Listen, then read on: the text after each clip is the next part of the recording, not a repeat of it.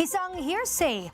Ganyan ituring ng kampo ni Leyte 1st District Representative Martin Romualdez ang alegasyon hinggil sa kaugnayan niya sa kontraktor na si Curly Discaya.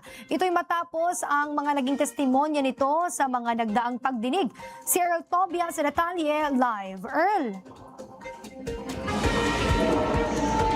Princess, binigyang diin nga ng kampo ni Leyte 1st District Representative Martin Romualdez na chismis o sabi-sabi lang ang alegasyong ginamit niyang front si Curly Discaya para bumili o magpa-renovate ng isang property. Malinaw kasi nilang wala man lang dokumentong makapagpapatunay sa kwento ng nagpakilalang mga testigo na sina alias Joy at Marie sa Senado kahapon na mismong kay Curly Discaya umano nila narinig na si Representative Romualdez na ang may-ari ng tinutuluyan nilang property. Sina alias Joy at Marie ay kapwa nagpakilalang household staff sa isang property sa South Forbes Park.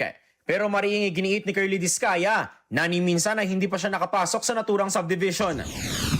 Your Honor, okay lang po ba tanggalin nila yung face mask nila? Kasi sa totoo lang po, talagang hindi ko sila naaalala kahit sa panaginip ko na naginip ako ng bangungot.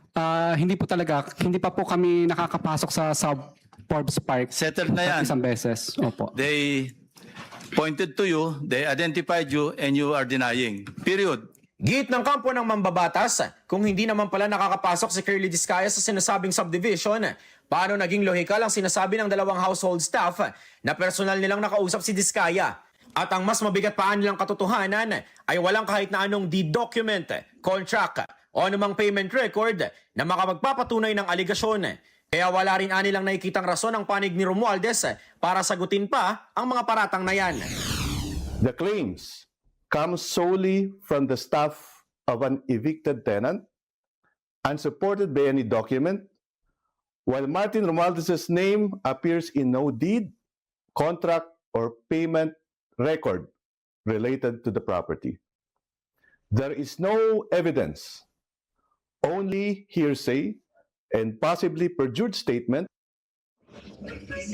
Princess, sa isang pahayag, sinabi na rin ni Senate Blue Ribbon Committee Chairperson Senator Ping Lacson na hindi sapat ang naratibong yan ni alias Joy at Marie para ma-implicate ang kongresista sa nasabing aligasyon. Sabi pa ni Lacson, pwedeng maituring yan na lead pero hindi yan sapat para maidiin si Romualdez. Balik muna sa inyo.